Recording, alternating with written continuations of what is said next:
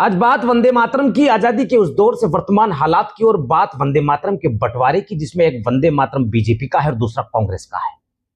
और इसी लड़ाई में देश के कई मुद्दों को गौण कर दिया गया है साहब। देश का बेरोजगार युवा टीवी खोलकर बैठा है, वो सोच रहा है भाई वंदे मातरम के 2 पद होंगे या 6 पद, लेकिन मेरी नौकरी का 1 पद कब निकलेगा। सरकारी नौकरी की तैयारी करते हुए छात्र यह भी पूछ रहा है कि मैंने 4 साल पढ़ाई की है, 5 साल परीक्षा की तैयारी की, पेपर दिया, अब सरकार ये बता दे कि मेरी जिंदगी में नौकरी वाला पद कब आएगा।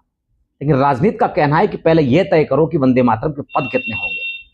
महंगाई से परेशान आम आदमी बाजार जाता है, सब्जी वाला कीमत बताता है, आम आदमी कहता है भाई महंगाई क्यों है, तो सब्जी वाला कहता है कि देश में सब कुछ महंगा हो रहा है। आम आदमी बोलता है ठीक है भाई, लेकिन वंदे मातरम के कितने पद है ये बता दो, सब्जी बाद में खरीद लूंगा। क्योंकि राजनीति में आजकल ऐसा माहौल बना दिया गया है कि राष्ट्रवाद की परीक्षा गीत के पदों से होगी, लेकिन जनता की परीक्षा महंगाई से होगी।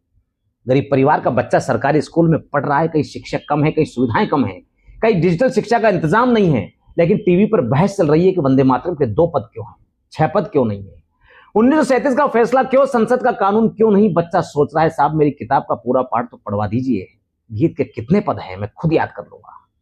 चलिए स्वास्थ्य व्यवस्था की बात कर लीजिए, तो ग्रामीण इलाकों में कई जगह अस्पतालों में डॉक्टरों और सुविधाओं की कमी की शिकायतें सामने आती है। मरीज अस्पताल पहुंचता है, मरीज डॉक्टर साहब से कहता है कि डॉक्टर साहब है कहाँ, दवा कैसे मिलेगी, वो भी उपलब्ध नहीं है, तो फिर इलाज कैसे होगा, तो उसके लिए शहर जाना पड़ेगा। और उसी समय टीवी पर बहस चलती है कि वंदे मातरम के 6 पद अनिवार्य होने चाहिए या नहीं होने चाहिए। मरीज शायद सोच रहा होगा कि देशभक्ति अपनी जगह है साहब, लेकिन पहले अस्पताल में इलाज वाला पद तो पूरा करवा दीजिए। तो बात पर्यावरण की भी कर लीजिए।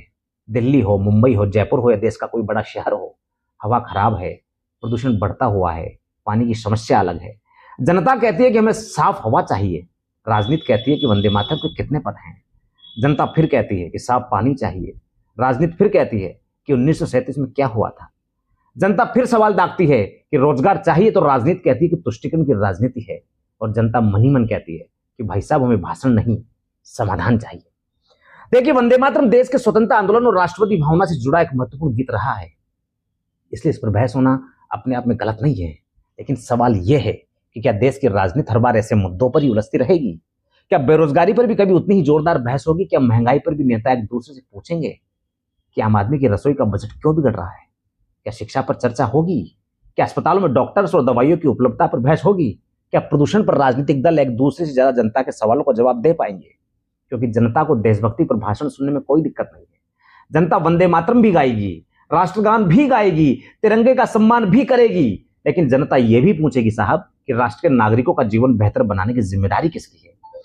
अब अगर युवा पढ़ लिख कर बेरोजगार बैठा है और महंगाई से परेशान है, किसान अपनी लागत और आमदनी के लिए संघर्ष कर रहा है, अगर बच्चे अपनी शिक्षा के लिए संघर्ष कर रहे हैं, अगर मरीज इलाज के लिए परेशान है, अगर शहर प्रदूषण से जूझ रहे हैं, तो इन सवालों पर भी राजनीति का कोई पूरा गीत होना चाहिए। कांग्रेस कह रही है कि हम 2 पद गाएंगे, बीजेपी का कहना है कि पूरे 6 पद गाओ, नेताओं की बहस जारी है, लेकिन जनता कह रही है साहब आप 2 गाइए 6, बस हमारे मुद्दों का समाधान अधूरा मत छोड़िएगा। क्योंकि लोकतंत्र में सबसे जरूरी ये नहीं कि गीत के कितने पद गाए गए हैं, सबसे जरूरी यह है कि जनता के कितने सवालों के जवाब दिए गए हैं। और शायद यही वो सवाल है जिसका जवाब हर राजनीतिक दल को देना चाहिए। वंदे मातरम के कितने पद होंगे ये आप तय कर लीजिएगा, लेकिन जनता की जिंदगी का विकास वाला अध्याय पूरा कब होगा, इसका जवाब जनता चाहती है। अभी तक के लिए इतना ही। नमस्कार।